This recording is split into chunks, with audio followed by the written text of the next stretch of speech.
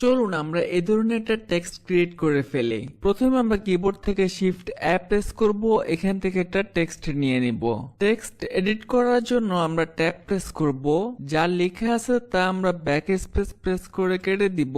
এরপর এখানে ধরুন আমরা দেখতেছি, আবার ট্যাব প্রেস করে আমরা অবজেক্ট মোডে চলে আসলাম। এটাকে রোটেট করার জন্য আমরা কিবোর্ড থেকে X 90 ডিগ্রি এন্টার। এটার ফন্ট চেঞ্জ করার জন্য আমরা এখান থেকে ডেটা প্রপার্টিসে চলে যাব। এখানে গেলে আমরা পেয়ে যাব হচ্ছে ফ্রন্ট। এখানে যে রেগুলার আছে, রেগুলার এই ফাইলটাতে আমরা ক্লিক করব। এখানে আমরা অনেকগুলা ফ্রন্ট পেয়ে যাব, আমাদের যেটা পছন্দ আমরা সেটা ক্লিক করে দিব। এরপর এখান থেকে ওপেন ফ্রন্ট। আমাদের লেখার মধ্যে যদি কোনো স্পেসিং বাড়াইতে কমাইতে চাই, এর জন্য আমরা একটু নিচের দিকে চলে আসব। এখানে ক্যারেক্টার স্পেসিং আমরা এখান থেকে বাড়াইতে পারি, আবার কমাইতে পারি। আমরা 1.2 রাখতেছি। এরপর টেক্সটের উপরে আমরা রাইট ক্লিক করব, এখান থেকে কনভার্ট টু এখানে ম্যাশ করে দিব।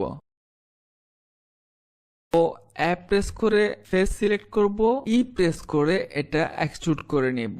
ট্যাব প্রেস করে আমরা অবজেক্ট মোডে যাচ্ছি। এখন আমরা এটাতে একটা মডিফায়ার অ্যাপ্লাই করব। এর জন্য আমরা এখান থেকে মডিফায়ার চলে যেতেছি, অ্যাড মডিফায়ার। এখান থেকে আমরা রিমেশ মডিফায়ারটা অ্যাপ্লাই করে দিব। এখানে আমাদের লেখাটা চলে গেছে, এটা আবার নিয়ে আসার জন্য এখান থেকে যে ভক্সেল সাইজ আছে এই সাইজটাকে আমরা কমা দিব। যতটুকুতে গেলে আপনারা মনে হবে যে না ঠিক আছে, ততটুকু পর্যন্ত আপনারা এখান থেকে কমা দিতে পারেন। আমরা এতটুকু রাখতেছি। এখন আমরা এখান থেকে মডিফায়ারটা অ্যাপ্লাই করে দিব। এখন আমরা এখান থেকে স্কাল্প মোডে চলে যাব। নামগুলো দেখার জন্য এটাকে একটু টেনে এদিকে নিয়ে আসি।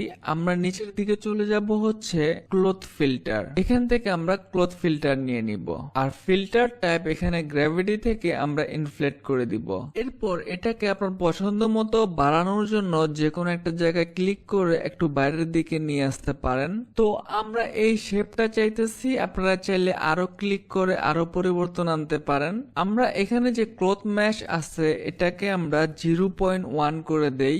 এরপর আমরা পুনরায় আবার একটু ক্লিক করে আস্তে ধরে হালকা একটু বাড়িয়ে দেই। ওকে, মোটামুটি বেলুন টাইপ হয়ে গেছে। আমরা পুনরায় অবজেক্ট মোডে ফিরে যাব, রাইট ক্লিক করব, এখান থেকে আমরা শেড স্মুথ করে দিব। আমাদের লেখাটায় কালার অ্যাপ্লাই করার জন্য আমরা এখান থেকে শেডিং এ চলে যাব। তো শেডিং এ কালার অ্যাপ্লাই করার জন্য আপনারা এখান থেকে জানেন আমরা নিউতে প্রেস করব, যেই কালারটা আপনাদের পছন্দ সেই কালারটা আপনারা এখান থেকে দিয়ে দিবেন। এরপর এখান থেকে আমরা মেটালিকটা একটু বাড়া দিব, আর আমাদের যে রাফনেসটা আছে রাফনেসটা একটু কমা দিব। এখানে যদি আপনারা কালার আরো পরিবর্তন করতে চান আপনারা গ্রেডিয়েন্ট ব্যবহার করতে পারেন। কিবোর্ড থেকে শিফট প্রেস করব, আমরা এখান থেকে কালার র্যাম্প লিখব। তো কালার র্যাম্প নিয়ে নিলাম। আমাদের এই কালার সাথে এই কালারটা কানেক্ট করে দিব। এই পাশে যে কালারটা আছে আমরা আমাদের পছন্দ মতো একটা কালার নিয়ে নেই, আর এই পাশে ক্লিক করে এটা যদি আমরা উপরের দিকে তুলি তাহলে কালার গুলা আসবে। আমরা এই পাশে এই কালারটা নিয়ে নিলাম।